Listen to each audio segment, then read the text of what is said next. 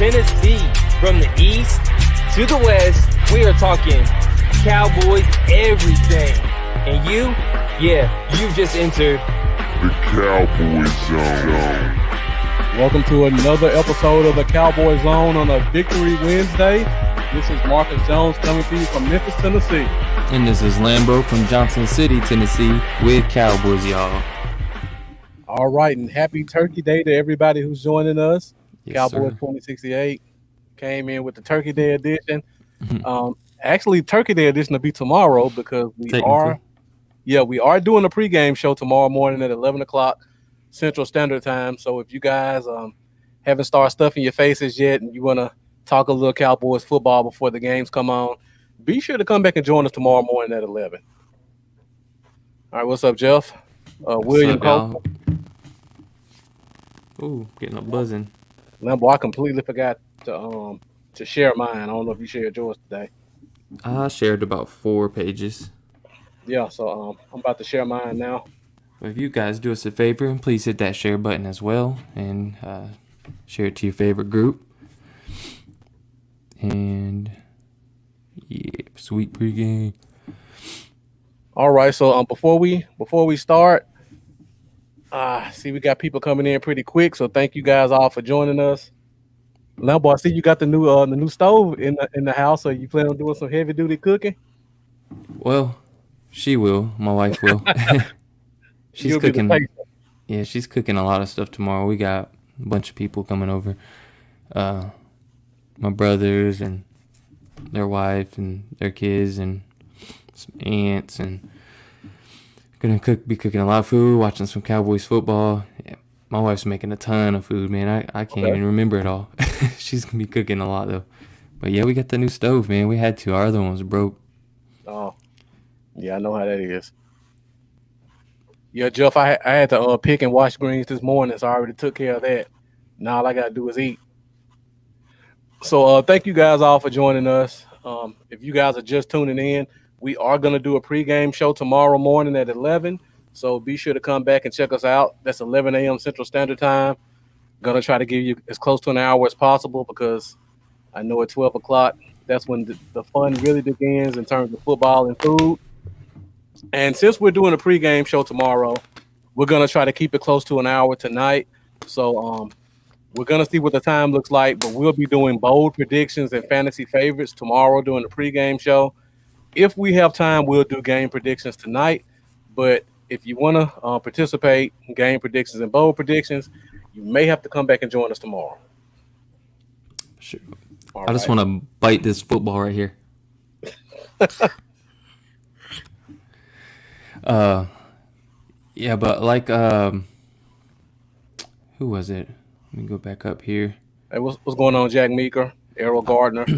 Did want to say, as Shane said, rest in peace to Coach Paul. Definitely. Official news finally broke, and unfortunately he has passed away. So thoughts and prayers to his family and everybody in the organization. It's going to be a tough game to play through for those guys. It is. And for you guys that don't know, Coach Paul was the strength and conditioning coach. He's actually been here for almost a decade. Our former strength and conditioning coach, Coach Paul, was the assistant to him. So I know he's listed as the new strength and conditioning coach for this year, but he's actually been in Dallas for quite a while.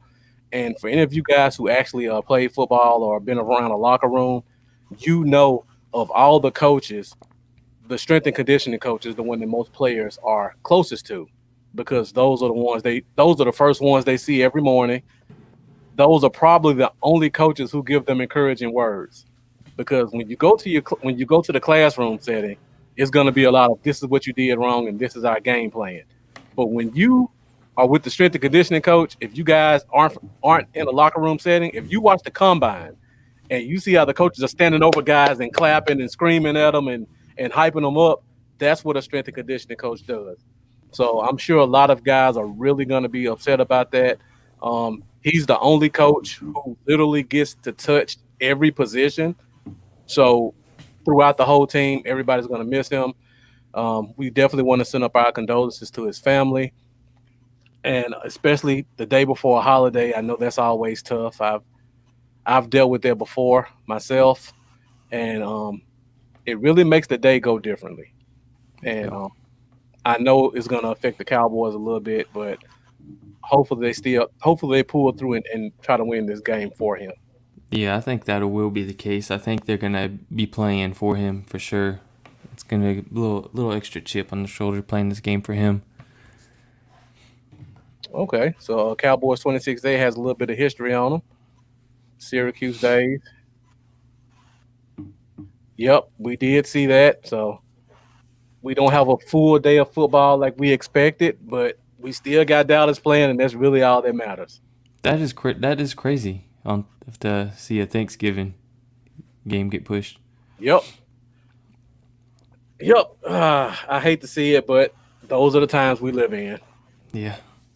All right, so before we talk about the Cowboys versus Washington, we have to go back to do a game recap because this is Victory Wednesday, and we did defeat um, the Minnesota. Minnesota Vikings this past Sunday. Minnesota. So before we move on to Washington, Lambo, real quick, since we actually have positives the last couple of weeks, we haven't had any. So this is probably the first time we've done this in 3 weeks. So do you have three positives from this game? You want me to go first because I already got mine kind of Yeah, you lined can go up. ahead. All right. So I know I'm probably gonna steal yours because Probably. There's three people that instantly that I well, got in my head. first of all, we give Kellen Moore a bad rap. When he does bad, I'm the first one on his ass. I gotta give him props because he put together a great game plan. Yeah, no doubt. So definitely, he didn't get too cute, which has always been a concern of mine every week. The 2 point conversion play was genius. Um, the little adjustments he made. For example, we've been doing that quick screen pass all season, and it's never worked because a receiver would miss a tackle or a receiver would not see an alley. This time for that touchdown, he put two tight ends out there that can block, and then he put Zeke out there as the catcher. So now Yeah, you got a guy who can actually see a lane and run towards it. yeah. You got a 230-pound, 228-pound Right. With guy two going with cornerbacks out there. So and the 255-pound guys in front of him blocking. So genius smart, call. very smart. Another play, we all talk about the CD Lamb play, which is a great play, Yeah. but you got to give props to that 4th and 6 with Coop. That was a great play call. Coop got separation, made the catch, and then the Dalton Schultz touchdown. If you look at it on the surface, it just looks like a basic play, but if you go back and watch the all 22, the way that they made that play look like it was going to the flat on the right side, and then Dalton Schultz did the block release to get wide open. Genius play. Yeah. Yeah. And I know that's probably one of Lambo's. I'm not gonna touch that one. I leave that one alone. The second positive, offensive line change. Now I saw some BS story about they didn't want to put Zach Martin at right tackle until they thought Connor McGovern was ready to play guard. Makes no sense to me. But they did make the change. So I got to give them props for finally committing Zach Martin to the right tackle spot. Yeah. Zeke got his first 100-yard rushing game, so it definitely made a difference. And then lastly, I got to give props to the defensive line. I've been talking about this for weeks, addition by subtraction. The defensive tackles lived in the backfield. Like they didn't get sacks, but they created pressure and they allowed our ends to get around and create pressure.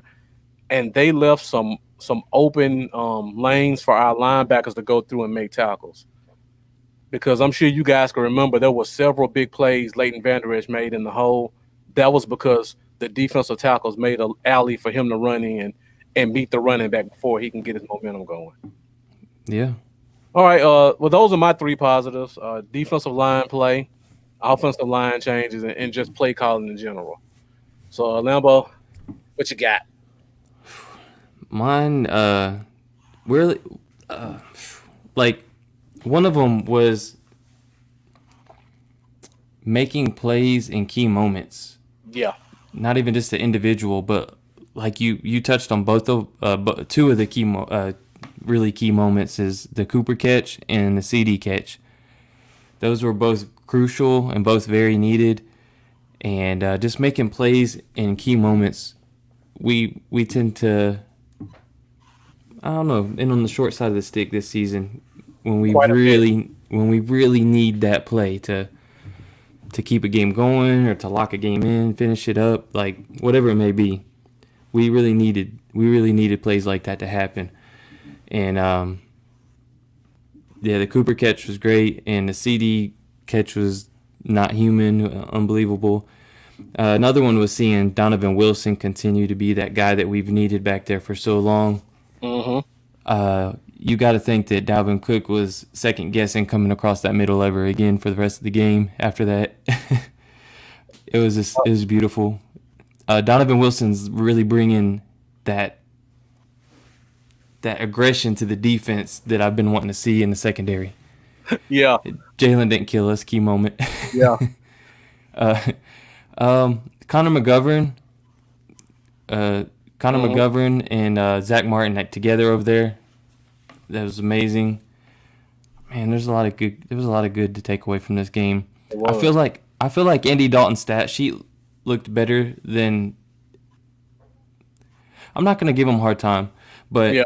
I thought he played good. I feel like he did get bailed out a little bit. He did what he was supposed to do. But He did what he was supposed to do. Thankfully, that interception didn't happen in the end zone. Thankfully, that could have been bad. And CD made that catch happen too. But he did what he was supposed to do, and the rest of the team did what they needed to do. So that's Yeah. Hey, what's up, Cole? Thank you for joining us. All right, so I see there's a couple comments that I want to kind of try to hit on. First of all, Shane Odom talks about McCarthy destroying a watermelon. reminded me of Gallagher. Yeah. But that's the old school stuff right there. Yeah. Smashing it up. Poof. That doesn't really motivate players, though, to me. Yeah. They said they was hyped. Or Yeah. whoever reported said they was hyped. They were probably hyped to see McCarthy actually do something in the locker room. Yeah, maybe. I mean, that's a good story for the media, and the players will get hyped because the coach did something. But I don't think that motivated them to go out there and win this game. Yeah. I can remember when I was in high school, my coach, he only did it once a year, and he would play this video of a tiger Chasing prey down or something? chasing prey down, right? And that was supposed to be the thing that got us hyped for the game. And it was a 5-second video. Okay, we got hyped because he did something. They showed us something because he wanted us to. But other than that, it affected us not at all in the game. That was another comment I want to talk about, and I know I'm probably gonna get some flack on this one. Let me see if I can find it, because you guys are just bringing comments back to back. It was the one about Smith was the player of the game. I assume you're talking about Jalen Smith and that fumble. This is just like the watermelon play to me. That was a stupid play by Jalen. Oh, trying to rip the ball out of his hands? Yeah. I mean, luckily it turned out good. Yeah. It turned out good. We got some positive yards out of it. But your coach to never try to do that. Right. Secure that ball, secure the turnover. That was dangerous. Exactly. I mean, he could have fumbled it. D-Law could have fumbled it. Yeah, in the middle of him yanking it from him, if one good hit, the ball would have been bouncing down the. Exactly. Yeah. I mean, like you said, it worked out well. He looked like his brother running out there like Rod That's Smith. not a play you make as a defensive player. You be happy for the turnover because you could have gave it right back to him. He meant Wilson. Oh, okay. Yeah. Wilson definitely was the player of the game. But I just want to touch on that Jalen thing. How bad does this make you feel, Lambo? I know you just like me. Thinking about Dak with this team? No, not that. Donovan Wilson making play after play, week after week. We can look at every game and see a key play he made. And it's like, We've been Just sitting on him for what, 19 games? No, 23 some games, 24 games. and literally like you could turn on any Cowboys podcast show for the last 2 years, and Right. probably 95% of them were yelling for Donovan Wilson. Yep. And I'm like, why did we figure it out before the coaching staff? I don't understand. Like, I mean, you've seen it. How do you come out there in preseason and get 3 picks and then never touch the field that season in regular season? Like, like, uh, especially when you're struggling back there and Yeah. you're not like, I don't know, don't make much sense at all. Right. Same way. If he wouldn't have been forced into it, it would have been the same thing with Gallimore. Yep, exactly. It would have been the same thing. They was like, oh, he's not ready, blah blah blah, and then he's forced due to injury, and then took him 2 games to get his feet under himself, and he's balling. If 2 games. Yeah, he is destroying guards. It's almost embarrassing how bad he's just beating guards. It's like they can't block him. He's pushing everybody backwards. Yeah. Great point, Jack Meeker. He looks like the old 31. This is a different NFL. It looks good now, but let's just hope those penalties and those fines don't start coming. Yeah. But he looks like he really knows how to key in on the tackle. So I got to give him all credit for that. That sack fumble almost could have been a helmet to helmet. Luckily, the coaches and the refs didn't see it. Yeah. Yeah. But other than that, he's playing out of his mind. And yeah, like you said, Cole, complimentary football was nice. I think we threw the ball 31 times and passed it 33 times, if I'm not mistaken. So it was a very balanced offense on Sunday.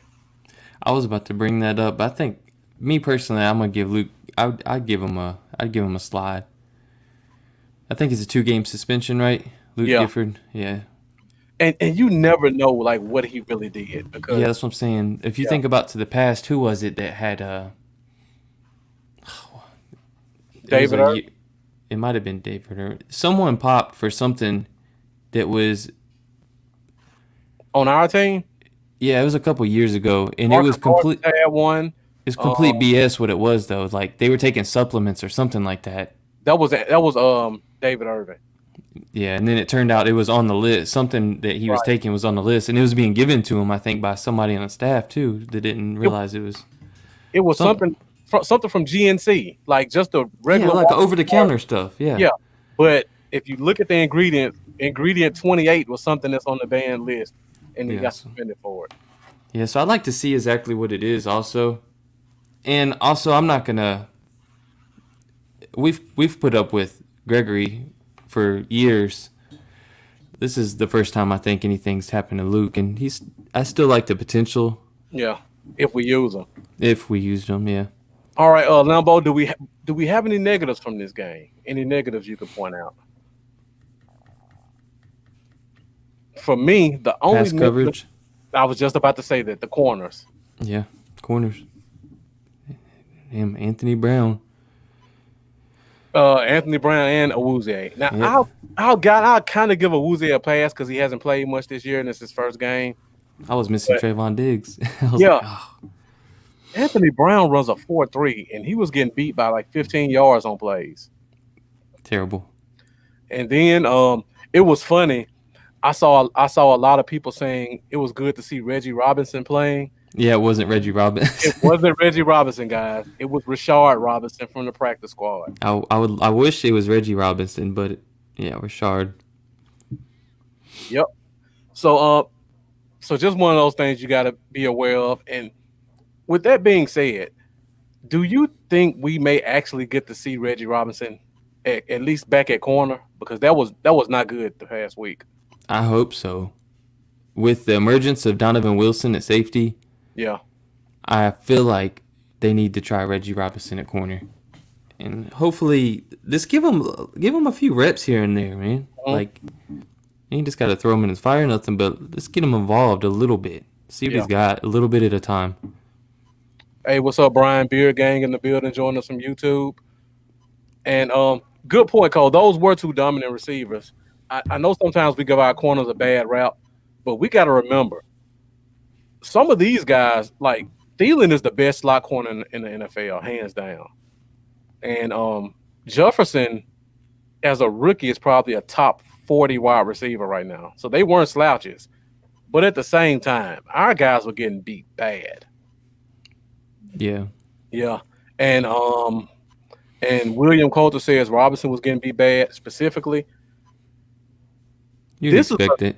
That's what you expect for one. For two, that's one of the problems I have with this team. For one, they're playing a guy like Rashard Robinson instead of letting Chris Westry get some snaps. Yeah. Guy that's been on the team for a few years. Right. And for two, if you remember Rashard Robinson from college, he was an outside shutdown corner. Why were we playing him in the slot against Adam Thielen? The guy's 6'2", 200 pounds, lengthy guy. Why are you putting him against a shifty guy? If anything, you put him on Jefferson and hope he can at least run with him. I just didn't get that. Yeah, and like you said, Lewis was too. And definitely Alejandro. Our defense is waking up. I've been saying addition by subtraction. Our linebackers are healthy. We got a safety. The defensive tackles are coming.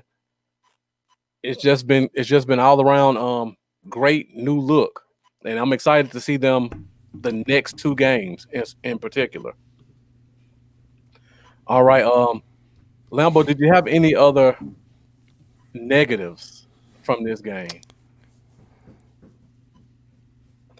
Other than the corners, there wasn't many. Yeah. Which is a pleasant surprise. Right. Yeah, and like you said, Cole, Cook is the best running back in NFL right now, like hands down.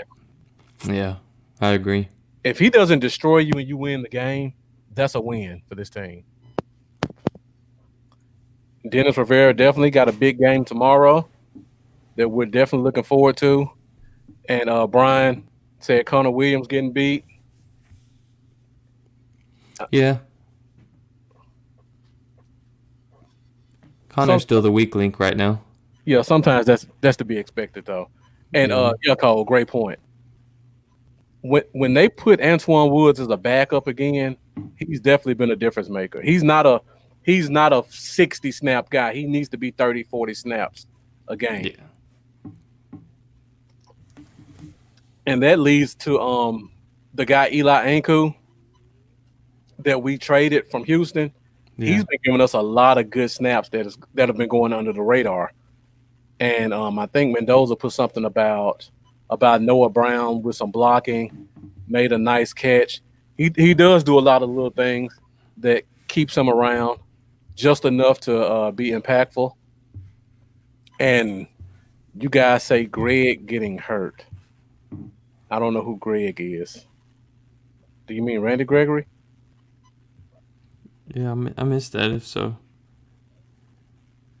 now you got me hitting Twitter up. Yeah, so Mendoza let us know who that is. Yeah, Woods is too small to play full time like that. And Brad Wynn, I hope you're right. Blowout Washington team. Be blowouts from here on out. Oh, Greg the leg. Oh, how did I forget that? I don't know. Hurt? I didn't see anything about that. But we'll check tonight. And, of course, we'll probably have an update by 11 o'clock tomorrow for the injury report on the pregame. So we'll definitely let you guys know tomorrow at 11 a.m. Central Standard Time whether or not he's hurt. All right, Lambo. Well, if that is it, I think we will now move on to Washington once again.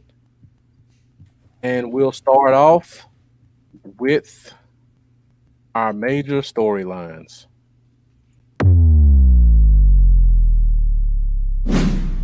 Storylines. Okay, so we are now on to Washington. Got a big game tomorrow, Thanksgiving game. The Washington Redskins kind of embarrassed us last time, 25-3. If you guys remember, that was the game Andy Dalton got hurt. I think the defense had like 7 sacks against us with no Chase Young.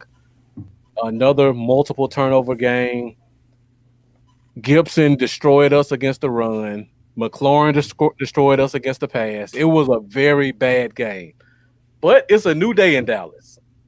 We're a month removed from that, and a lot has changed on our team in terms of players, and it looks like a little bit of coaching philosophy.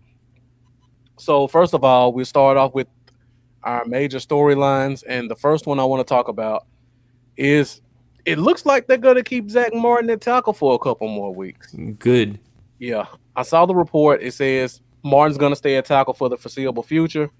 They didn't put a timeline on it, so I'm assuming he may be playing there the rest of the year. So I know you said that's good, Lambo. So you like him staying at that tackle spot? Yeah, we finally seen Zeke get 100 yards rushing. That's true. And Pollard, as usual, was big play. Well, I feel like he finds a lane or makes a big play regardless of the O-line rotation. But the way the running game looked and the way Andy was able to stay up, on his feet majority of the game. Yeah, I don't know. This looked really good together.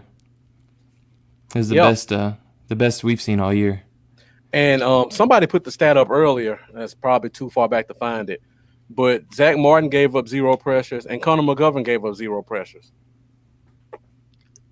which is something we can rarely say from this offense. And Andy Dalton, in his interview post-game, said the only sack he gave up, he took credit for because he held the ball too long, which he was right. I was going to actually point that out today if I didn't see him say it. On that play, he did hold the ball too long. He probably held it 5 seconds. You can expect anybody to get a sack in 5 seconds from a quarterback. God, I can't stop thinking about how good this O-line is going to look next year. Yes. A lot of people were like, "Oh, we got to draft O-line. We got to draft O-line." I'm not necessarily on that train. I mean, if that's the best if that's the best available, yeah. But the way McGovern's playing, and Lau Collins comes back, if he's back okay next year at right tackle, Martin's back at right guard, Biotish at center. You plug McGovern in at left guard, and we'll see. But who was it? Was it Big Game James? Someone said, "Hear me out." If Tyron up and decides to, go ahead and end this thing or something along those lines happens, I can't remember who it was that said it. He's like, what about Zach Martin making the change to left tackle?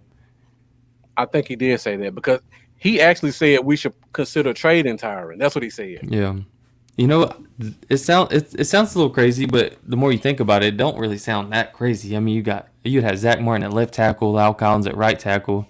The way McGovern and the interior guys are playing is very solid. It was Vaughn. Yeah. I mean, I wouldn't be against it, but Zach Martin would be like, "Hey, I'm the highest paid guard, but you're going to have to pay me like a tackle now." Exactly. That's for sure. But, yeah, I feel good about the depth and how good this O-line is going to be next year, man. Yeah, for sure. I mean, and Connor Williams is still coming back. Yeah. So him and McGovern can literally have a competition for once, and the best man can win. Yeah. And if you get our 2 tackles back, that's a very formidable line. When do we get Brandon Knight back this year? Brandon Knight, and that's what I was leading to. Brandon Knight was removed from the injury list last week. He was activated. Okay. He was actually on the bench this past week. So the question I was going to lead into was, do you think it would be better if they put Knight at right tackle and move Martin back inside, or just stick with what we got? That's a good question. I guess, is McGovern at left guard with Martin at right tackle better than Martin at right guard and Knight at right tackle? I think I wanted to keep it how it is. Yeah, if it ain't broke, don't fix it. And have Knight just sitting there as the swing, and if Irving struggles, then you plug him in at left tackle. Let everybody else stay put. That's a good point. And that would really be your best 5 right there. Mm-hmm. Yeah, and William Coulter agrees with the stick of what we got. And that's a good point I didn't even think about. if Yeah. Ertz looks bad, because this is the game he can look bad in, guys. Yeah. If This will be any, the time. He's had a pass for a few weeks. This is where it gets legit yeah, with this pass rush that we're about to face.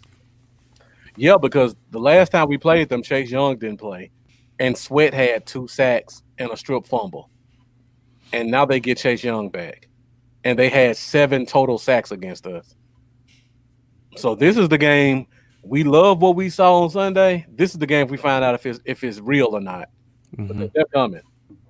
By the way, Greg the Leg, Mike McCarthy said on Monday that he's not worried at all about his availability for the game. They did have him limited in practice today, though, probably just to be safe. But it looks like he's going to be fine to play. And we'll definitely know by 11 o'clock tomorrow, so don't worry about it. With Anthony Brown, too, we'll have to keep an eye on that with his ribs. But. Yep. Ugh. If Anthony Brown doesn't play, who is our third corner? Is it somebody actually brought up Deontay Burton? Yeah. Quick scouting report on him. Former college wide receiver.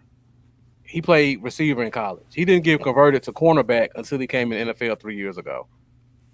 He hasn't played a game at corner in the NFL. But he's tall. He's 6'2", 200 pounds, 4'4". He has the traits, but he's never played corner in a game in the NFL. Lincoln Adams, thank you for joining us on YouTube. CJ Goodwin's not playing defense. I'm sorry. They're not gonna risk getting him hurt. He is too important to special teams. That's one of those guys that they just value too much at what he does to put him on defense. And that happens sometimes. And plus he's an amazing special teamer. Yeah, he's not a good corner either. No, if he wasn't a great special teamer, he wouldn't even be on a roster. Yep, exactly. And William Coulter, you asked about Terry McLaurin playing. More than likely he's going to play, but there was a questionable tag. So join us tomorrow at 11 a.m. Central Standard Time. Whew, I hope they decide to rest him. So, yeah, join us tomorrow at 11. We'll have the full injury report, and we'll let you know if he's playing or not. I wonder if Miami will let us borrow Byron Jones back for a week. Yeah. If only we could do that. Man. All right, so I think that's pretty much in terms of storylines. Oh, and I already mentioned Chase Young is playing. So next up, we'll talk about some of the key matchups that we'll have to watch in this game. Key matchups. All right, so we got quite a few key matchups for this game because we've already played them, and we already kind of know from the last game who's the good players and who's the guys that we don't have to worry about so much. And Cowboys 26-8. Good question. He used to be very mobile. He used to be a 4-5 runner, but he had that horrific leg injury. Mm-hmm. And it zapped a lot of his athleticism. We don't know how athletic he is because so far he hasn't really run it. It's not really about mobility. It's about the willingness to run. Because after the injury he had, at one point he almost lost his leg. At another point he almost lost his life. Like literally. He almost died from an infection from that injury. When you go through that type of stuff, you may not be as hesitant to run it as you used to be. Yeah. Yeah, and good point, Mendoza. Didn't Xavier Woods play some slot corner for us when he was in his rookie year, I believe? Xavier Woods, rookie year, he was our starting slot because we had a lot of injuries the first 6 weeks. So he was in the slot and Jordan Lewis was on the outside. I wonder how they would feel about working Reggie Robinson into some safety if we desperately needed it at corner and letting Xavier Woods play some slot again. So we'll have to check. So join us tomorrow at 11 a.m. Central Standard Time, where we'll let you know who's active and inactive and who's been brought up from the practice squad, because that'll tell us who's going to play at corner and who's going to play at safety. Definitely. This might be the week we see Reggie Robinson. You never know. You would think so. If Brown is not playing, and like Mendoza said, all we have left are Savion Smith and Chris Westry and Deontay Burton and Rashard Robinson. I don't know if those are the guys you want to go into a game with. You want somebody with some experience, and Woods may be our most experienced guy to play corner if they feel Robinson may be ready to take some snaps in a game. Somebody put the question about I'm assuming it's Darian Thompson. We don't want to see that. No, not at corner. No, we don't want to see him at safety either. No, not really.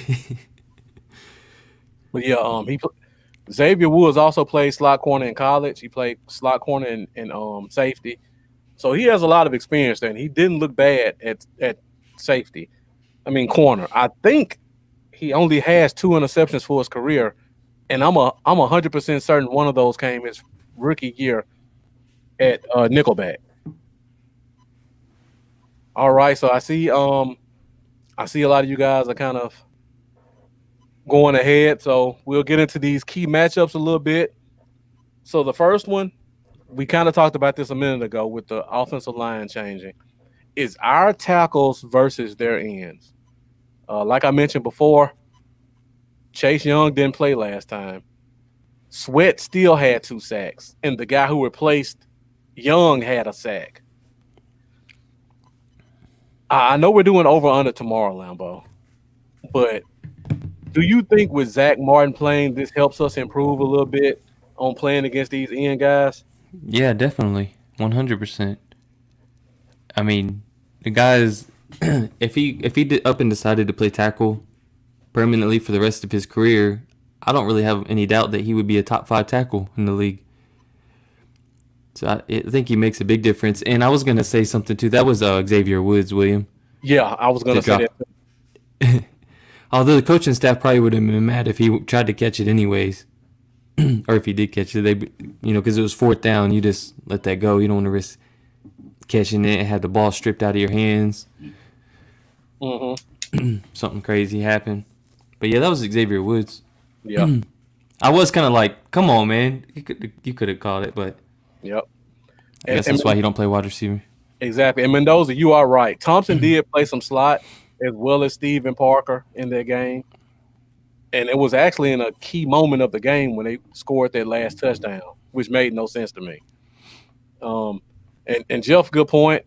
When I watched him play against the Bengals last week, I was like, what, were they enemies at LSU or something? Like, he showed no remorse when he was going after Joe Burrow. And that scares the hell out of me with Andy Dalton. I like this matchup for us a lot right here. Yeah, that was actually my next one as well. Yeah. Our offensive line has looked improved. Connor McGovern's getting a lot of push. He actually played that week at guard as well. So he did give up a sack that week though to the D tackle. I can't even think of his name, the big guy in the middle. But this time, I think we're going to play more improved. And hopefully Zeke can have a repeat performance. I think TP is finally earning more snaps. So I'm excited about that. So even if Zeke can't carry the load, I still think Tony's going to give us 40, 50, 60 yards every week going forward with the 7 or 8 snaps he's starting to get a game. Yeah, he's starting to pile up these 20-plus yard runs, man. That speed, man, if you just give him a little bit of space, man, just one little crack to go through. Yep, that's all he needs. Bam, gone. 4.34 out of here. Brian, they did get 2 sacks against them last time. One of them was that strips out fumble that was close to the red zone. So hopefully they send a little bit more help this time. If they follow the same game plan they did last week, we should get the ball out a lot quicker because in that game, they weren't doing plays to help the quarterback, in my opinion. So hopefully that changes. And again, you guys keep hitting us with these key matchups. A good one. And I actually was going to make that point too, Mendoza. So thank you for jumping ahead for me. None of our receivers had to catch that game other than Coop. And Coop had like 80 yards on 7 catches, I believe. Now That's gonna change. a lot of that could have been because Andy Dalton went out of the game and the pass rush was just killing us. But you think it's gonna change, Lambeau? I do. I think that I just think as a whole they're playing with a new level of confidence, and the O line changes is really going to help as well. What's up, Sid? My concern is Gallup had a lot of drops last week, like easy drops. Oh, I let his drops. I've been pretty pro Gallup since he's joined the team. Like, I'm a big Gallup fan, but I questioned a second contract after seeing those drops. I was like, man, let me rethink this. Like, this dude drops the ball a lot. Last year he had the highest drop rate in the entire NFL, but he shows enough potential. You're just like, okay, he's gonna get it together. He's just got to work on catching the ball. He makes the most amazing catches, then he drops the easiest catches. It's so weird. It's so weird. It drives me crazy. That was his knock in college, and that's why he fell to the 3rd round too. Yeah, like last year when he dropped the one in the end zone, like hit him right in the chest or right in the hands. He just that drove me crazy, man. Yeah, and Dennis Rivera, I didn't miss it the first time. I just didn't have a chance to put it up. The way the offense is being ran right now, Schultz does get open quite a bit. But when you got 3 receivers like that, I mean, there's no way he can't get open. Schultz might make the freaking Pro Bowl, mess around and make the Pro Bowl this year. He might. Isn't he a top 5 tight end in terms of yardage right now? Yeah, he's up there. Speaking of Pro Bowl, did you hear about the going Madden Pro Bowl this year? No, I didn't really hear about that much. I thought I saw something that said they're doing a Madden Pro Bowl instead of an actual game. Like, they're just going to play the video game? No, I think they're going to simulate the game with Madden. That is so whack. Nobody watching that. What they need to do is to go back to do the skills challenges and stuff. That's the funnest part of, like, when I was growing up, I remember they used to have a bunch of those in the 90s that I loved. Just all the quarterback throwing challenges and the catch challenges and the races and all that stuff. Yep. That's the fun stuff to watch. I don't want to see people, definitely not in the video game. Mm-hmm. And I also don't really care about the regular Pro Bowl because they don't even play for real. They just let each other score. Mm-hmm. So I would just like to see skills challenges. And the beauty about that, Lambeau, they can still social distance because they're not competing head-to-head physical combat. Exactly. Just go up there and throw a ball, go to the bench press, run the 40. You never have to touch a guy. Yeah, just individual skills challenges, and then, that's the way it should be. Yeah. I missed this. I know Lambeau said it, but what's up, Sid, joining us all the way from Canada. Appreciate your support coming in and joining. Shane Odom, great question. It's hard to say. Like we said at the beginning of the show, we lost our strength and conditioning coach. He's the one coach that touches every position. So there's not a player on this team that he didn't have an impact on. It's different when it would be like a position coach because then you just know the position deals with him every day. But with the strength and conditioning guy, he touches everybody. So they could either be depressed because it's a holiday and their coach isn't there, or they could use this as a rallying cry. So we'll just have to wait and see what happens tomorrow. I'm sure they'll do a nice video montage or something. We probably won't get to see it at home, but I'm sure they'll do some type of memorial for him, and that'll kind of set the tone. Shout out to my classmate Raphael joining us from I believe you're in South Haven now, so appreciate you hopping in. You said we need to go deep a lot. The only problem with that is, will we have enough time to go deep? Because these ends are no joke. Yeah, it's gonna be tough. Might have to get the ball out a little quicker. Yep. Now, here's another key matchup that I wanted to touch on, and this is Not one I expected to talk about, but if you look at the last game, we have to discuss it. And that is converted tight end Logan Thomas versus our defense, specifically Jalen. The last time we played them, he was the second leading receiver with 60 yards and a touchdown. Um, I know you guys remember he made that key third and long catch that kept the chains moving, and then he came right back with that second down catch that he took for a touchdown, almost wide open. So this is definitely a matchup that we have to watch this week. Um, Lambo, I rewatched the game like I always do, and I don't know why this didn't stand out to me before, but it did this time. We ran quite a bit of dime defense, and Jalen was the only linebacker on the field. I noticed that, You noticed that too? and I was thinking, why is he the only linebacker on the field if he's out there pretty much to be in pass coverage? I just didn't get that. Like we got LVE back. I don't even want to talk about the whole Bernard thing because that's just Frustrating. that's clearly just frustrating and never going to happen. But we have Van Der Esch back. Why is Jalen our dime linebacker? Do they not watch the same footage we watch every week? It's a good question. Dang, I wish I had an answer. I for know. you. Like, it doesn't make any sense.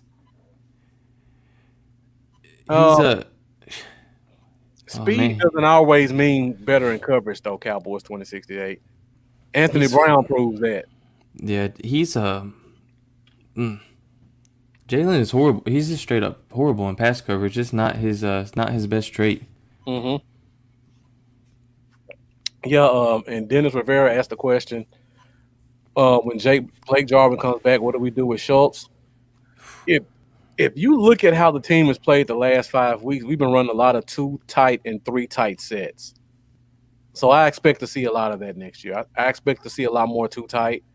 Yeah. And if you guys have been with us since the preseason, one of my concerns coming into the year was we don't have a receiving number 2 tight end. My concern was if Blake Jarvin came off the field, Blake Bell is not a catcher, and at the time I thought Dalton Schultz wasn't a catcher. But we was wrong. We were way wrong. And I gotta admit, because I will admit when I'm wrong about stuff, I was not big on Dalton Schultz, and I was open about it. I thought he was straight trash, and I was completely wrong. I'm sorry, Dalton. Yep. The man's good. Him and Jarwin are gonna make a great two-headed monster at the tight end position next year. Yep. And we got Jarwin for another 2 years. I think he signed a 3-year deal at the beginning of the season. He did.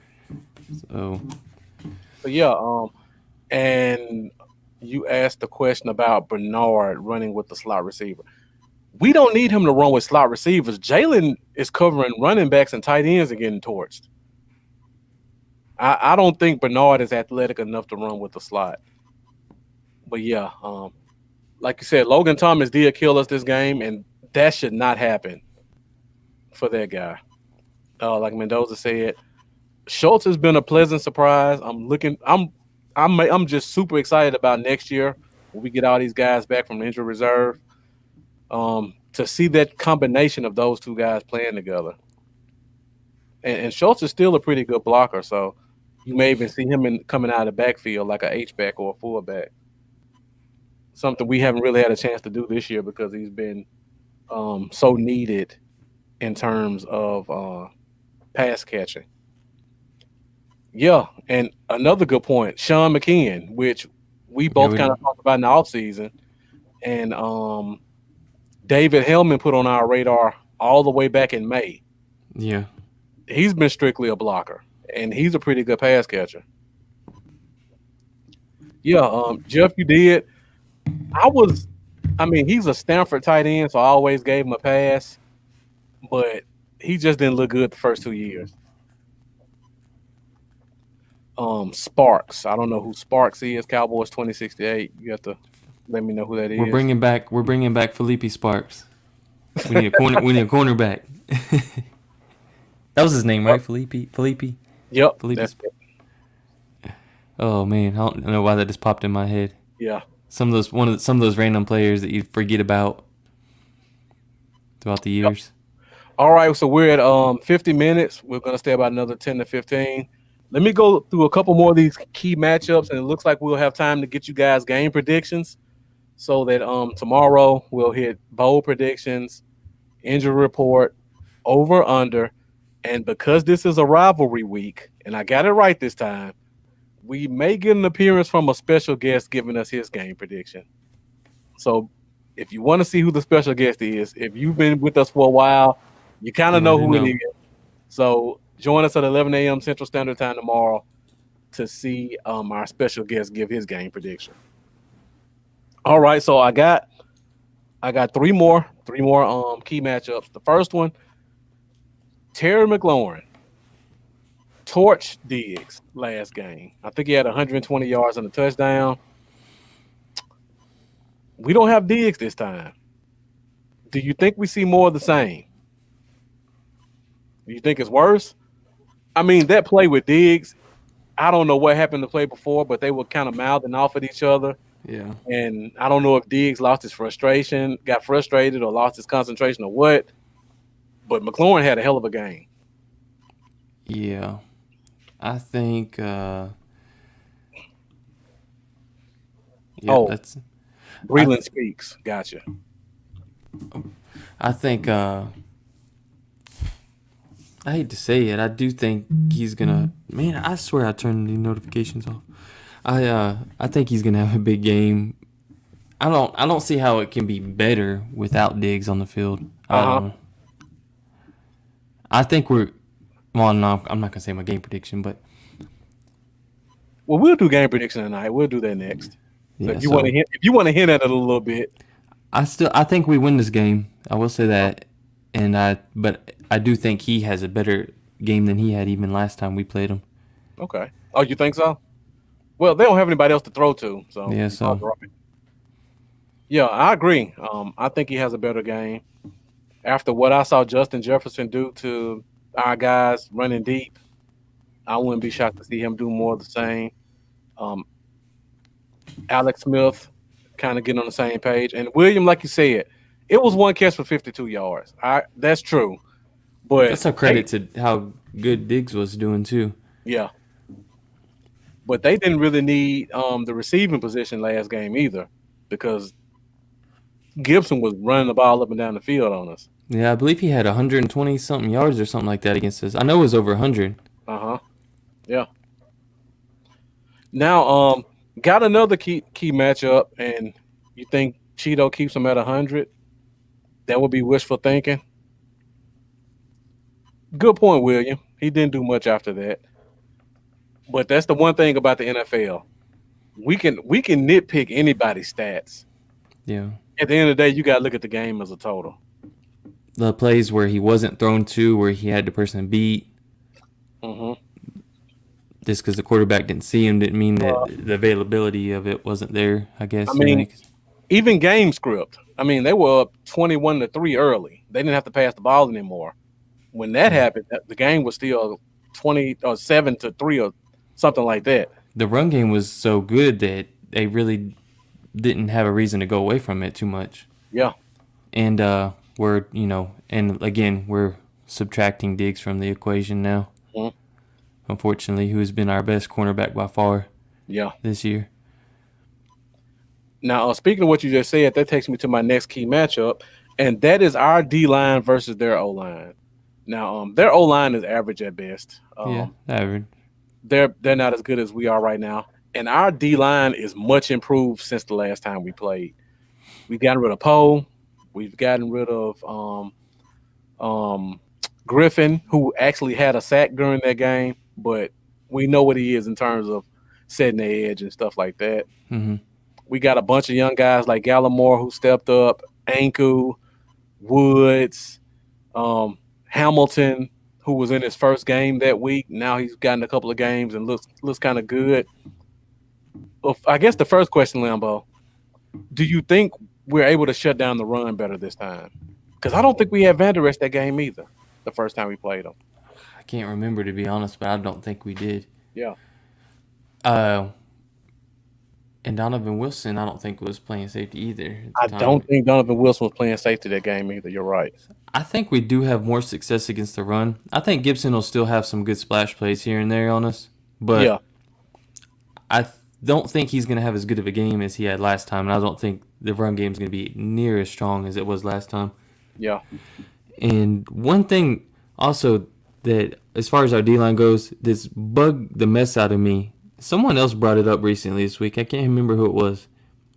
Is why is Armstrong getting so many more snaps than Gregory? He was. I don't see it either. It was like 70% more snaps than Gregory was getting, or something like along those lines. It was a lot more, like double or a little over. I Well, don't know, three, according to four. Jerry Jones, Armstrong has been a beast this year. Yeah, I'm like, I don't know what game he's watching, but yeah, it's crazy. Gregory, his pass rush he's been on fire and he's doing it in very, very limited snaps. I just don't understand why Armstrong is taking that many snaps away from Gregory. It don't make sense to me. I don't get it either. And while we still can't see Bradley and I on the field or Rondale Carter's being inactive, him and Rondale Carter are both inactive every week. Brian But said Gregory was sick. Yeah, that's probably good. That's probably true, but this wasn't the first game that this happened in. Armstrong's been playing the past 3 weeks quite a bit. And Oh, my bad. go ahead, do your thing. Is that what he's going to? Yeah. Randy hasn't really been a liability in the run game. He sets the edge good enough.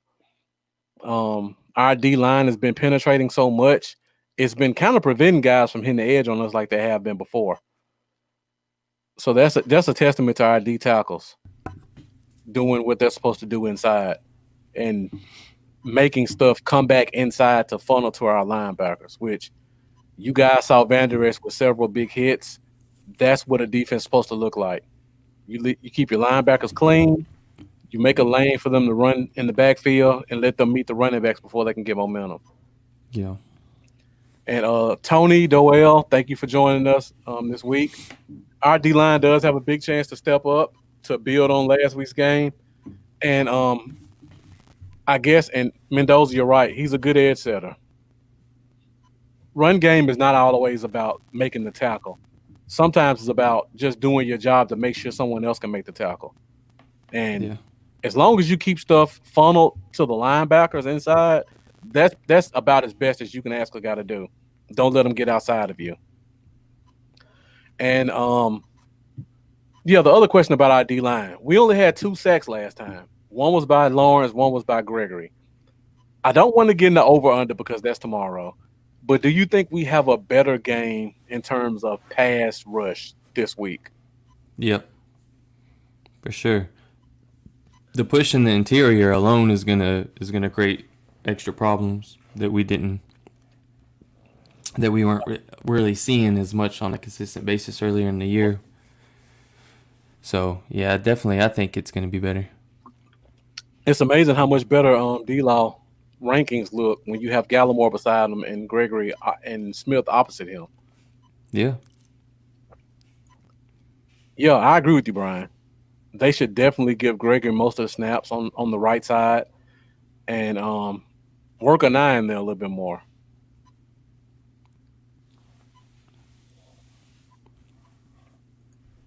Yep, and like you said, Mendoza, against the quicker backs who are a little bit more explosive and can hit that edge, you do want somebody like a Gregory out there because they don't give up the outside as easily. All right, so I think I got one more key matchup, and we're at right at 1 hour. And I guess this last key matchup is our corners, and we kind of talked about this before. Our corners versus their receivers. And we talked about McLaurin, but they have a couple of guys who could maybe make some plays if they needed to. And they also have J.D. McKissick, which they play a lot as a slot guy. Now, after last week, I almost lost faith in our corners. But assuming Brown doesn't play, do you think our corners are good enough to match up with the receivers other than McLaurin? Other than McLaurin, I think we'll be all right. Okay. McLaurin's a beast in itself. I don't even want to talk Yeah. about that, but Outside of him, I think it'll be a fair matchup. mhm. And it'll be better than fair if our D line performs how I'm hoping they will. Yeah.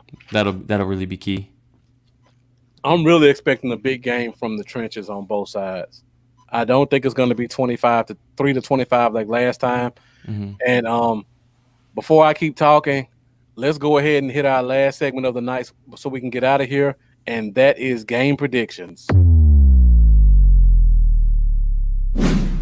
Game prediction. Okay, so everybody who's still here with us, thank you for staying with us this long. We hope you come back and join us tomorrow. So before we go, let's get those game predictions in the comments so I can take note of them. And while I do that, Lambo, can you hit them with your game prediction while I write these down? Because they usually come pretty fast. Yeah. Whew. I like to just go off the top without thinking about it. And Go ahead.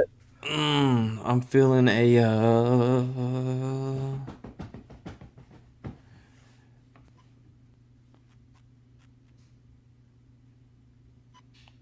31-27 Cowboys. 31-27 Cowboys. All right. Is there a reason for that? Gut. Gut feeling. I don't know. First thing that comes to my mind is usually what I roll with. I feel like we're gonna win it, and here they all come. Okay.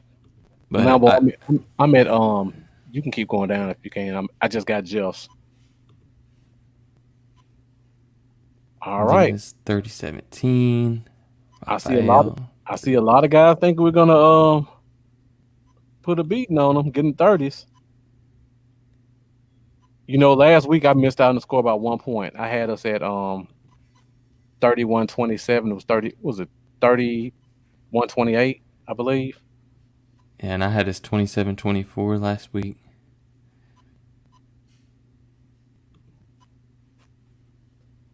All right. Well, I'm still writing these down. So I kind of talk about mine. I think I just saw somebody put what I think the score is going to be. And Well, I like that 44-20. 40 burger. I thought about 34-21 for a second. And I changed it to 34-20. Or no, wait. 31-27. Yeah, Tony, I remember our scores were pretty close last week. You know what? Think about changing it already? 34-21. Hold on, I can't read Brad wins. Okay. And okay, so last time we played them was 25-3.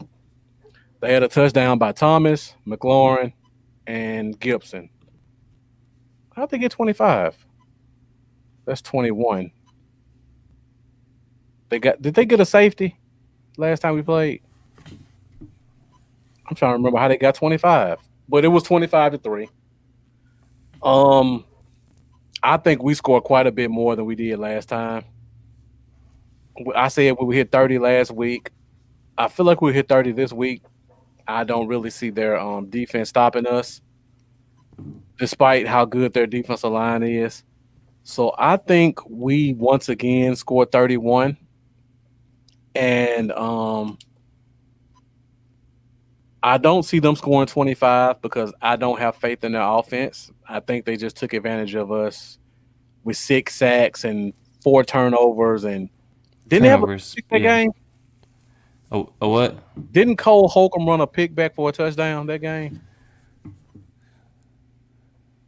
I don't know why I think that was the game he ran a pick back for a touchdown.